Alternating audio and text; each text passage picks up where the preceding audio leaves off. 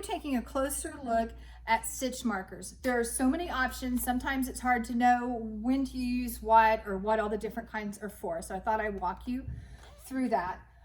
Your round marker is your most basic marker that we use in knitting.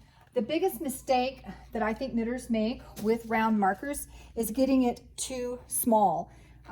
You want your marker to be quite a bit bigger than your stitches, or as you can see, it will travel easily between the stitches, and that just defeats the whole purpose of having a stitch marker altogether, because if it's moving around, it's not doing its job. The other thing is when they're too small, they get really fiddly. See, I like to be able to just slip my tip in and move it over. See how it's too small?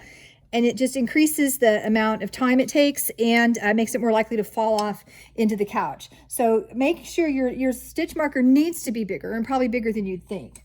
You don't want to match them to your needle size. We have lots of different kinds of round markers.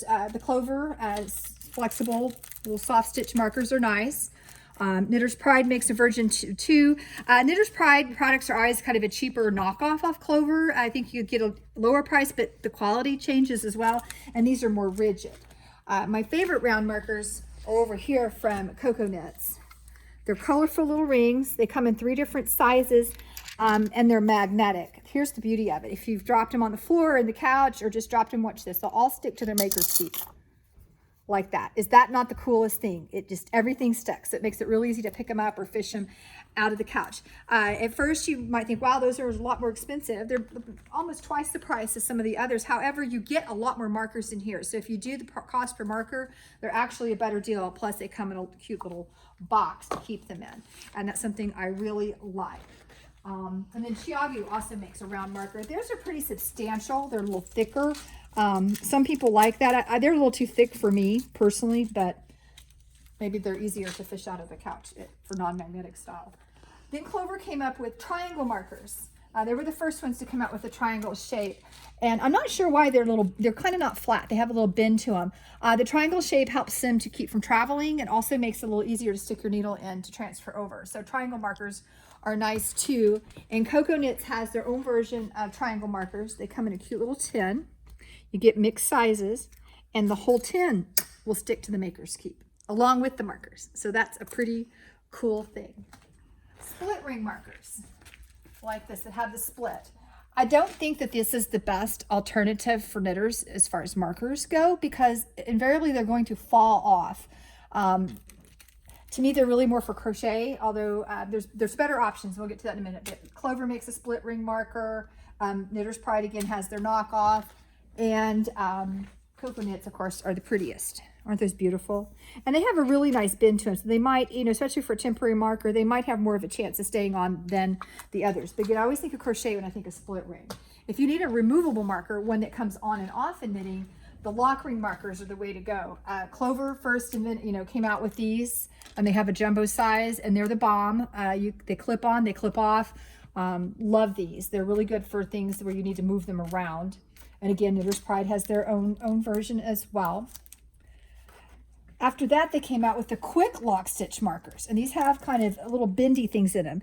And the reason why they will help them stay on, so that way if maybe you're taking them on and off more often than you want to lock it, they'll stay put a little bit better, or you can also lock it. And it comes in lots of different sizes, or you get a combination pack. And the pear pins are a nice locking marker option that are real popular. You get the nice little brass colored pear pins that clamp on, and they're thin.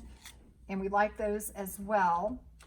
When I forgot about these, this is a lock ring marker from Clover that has a clip so you can put notes. So if you have maybe things to remember at each interval, that'll come in handy.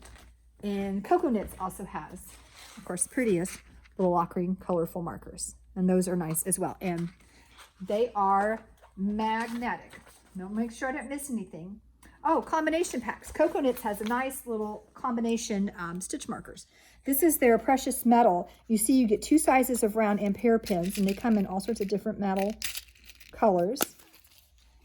And this is a nice gift for you or somebody else. It's the stitch marker tasting. It's this flight of stitch markers. And inside there are all 3 sizes of the round, the split ring, plus a triangle marker, and the fun Coco Knits style. We also like decorative.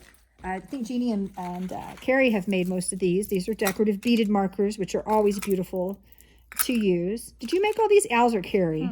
No, those are mine. Those are yours. Okay, Jeannie Yep. made all these. I used to have some from Carrie. No, these are all Jeannie markers. And then we have from Retromantic, these nice little wood ones. These are called typewriter key ones. They say sip, knit, purl. I think that's nice. And then, of course, we have, for you sheep people, little sheep that say, have you any wool? So pretty stitch marker is also a nice option. Mom was the queen of practical, as you know.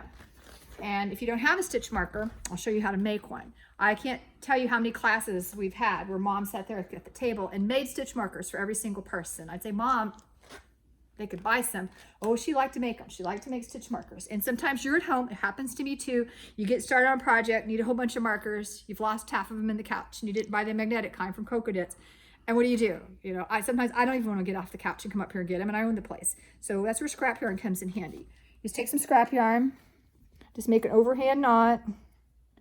I pull the loop through, and then I want to tighten that knot up to make the right size. So they're not always going to be really even. And then you snip. I'll show you what I get. And that's how you make your own stitch marker. I hope you've enjoyed learning more about another cool tool.